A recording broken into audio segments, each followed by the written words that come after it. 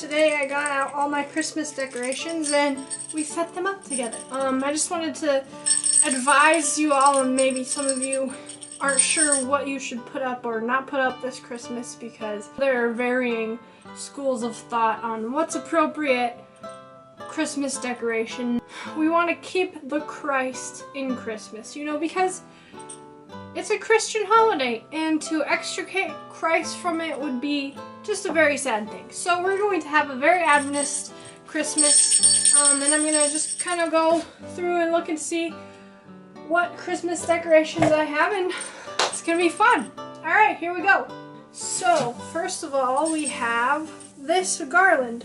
Now, I'll be honest, it is a little bit gaudy for a Christ-centered Christmas, and I think the history of this garland is quite pagan, in the sense that the pagans used metallic garland to signal to the gods in some way, I think, is the history of that.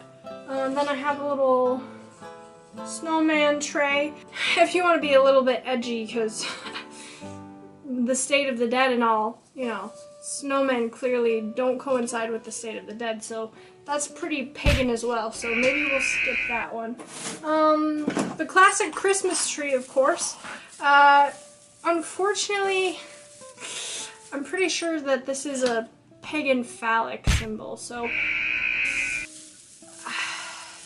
just, you know, low-key sex stuff. We may have to pass on this as well. We also have these. Well, we're not doing a Christmas tree. I have seen some people like just set them out various places as decorations, but balls, like really, you know what that symbolizes. This little guy is not only the pagan metallic signal to the gods, as well as a phallic symbol, so we're definitely not gonna be using that one. Maybe we could use some of these. This one says "Let It Snow," which I guess that's fine, even though it probably didn't really snow where Jesus was. He was in the Middle East after all, and then fled to Egypt as a refugee, so. Also, it's a little pagan. Pagan, phallic symbol, pagan. The Santa, for sure, pagan. More Santa, pagan. Pagan. So probably not going to be using any of these. Let's see, what else do we have here? We have the classic Christmas lights. If these were just white, you might be able to get away with it, because it's like the angels when they announced to the shepherds, and so it could represent like the sparkling of the angels coming to the shepherds. But colored lights has a little bit of a party vibe, which is pretty pagan, so probably better not use those either. More balls. I have a sequin Santa Claus decoration box, and it's a little bit less of a sacrilegious Santa in that it's not cartoony and stylized. It's more of the traditional looking Santa, but you know, Saint Nick, the whole concept of Saint Nick is pretty antithetical to Christ's birth, so we're gonna avoid that. I have several boxes of tinsel. If you've ever watched It's a Wonderful Life, you know that this also defies like the state of the dead, and every time a bell rings, an angel gets its wings.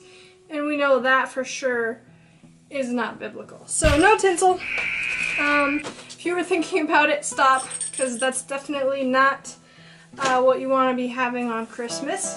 As a God-fearing Adventist, I have a bunch of miniature Christmas balls. They're not any better than the big giant Christmas balls. I've seen some people try to use the little small ones to just kind of slide them in under the wire, but guys, remember this, pagan is pagan, and God knows the difference between a heart that is celebrating Him and a heart that is celebrating hedonism, essentially, is what it is.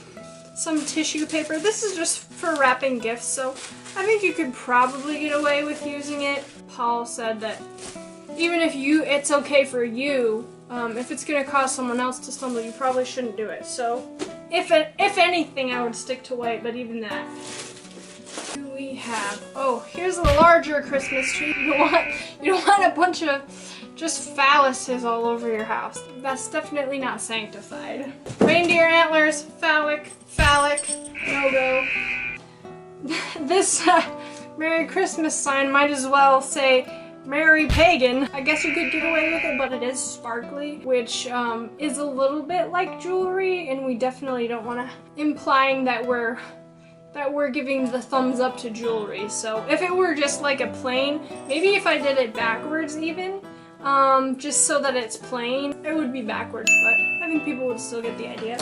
Oh, this works. But I think this could represent like the shepherd boy or something like that. I think that would be fine if you had that like hanging on your door or something. My recommendation to you guys would be stick with the bugle, the shepherd's bugle, and the backwards non-jewelry Merry Christmas sign, keeping the Christ in Christmas. Okay, so let's go set these up.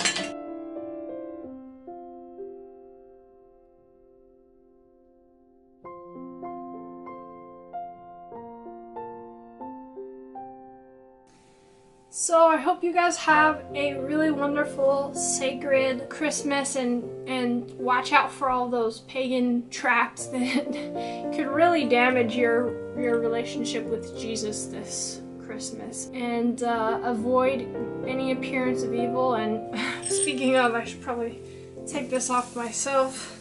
Enjoy setting up all your Christmas decorations, and be sure to follow the guidelines that I've set up here, because you would not want to accidentally be celebrating something that's pagan and then invalidating everything about why we celebrate Christmas and its true meaning, which is the beauty of the love of Christ.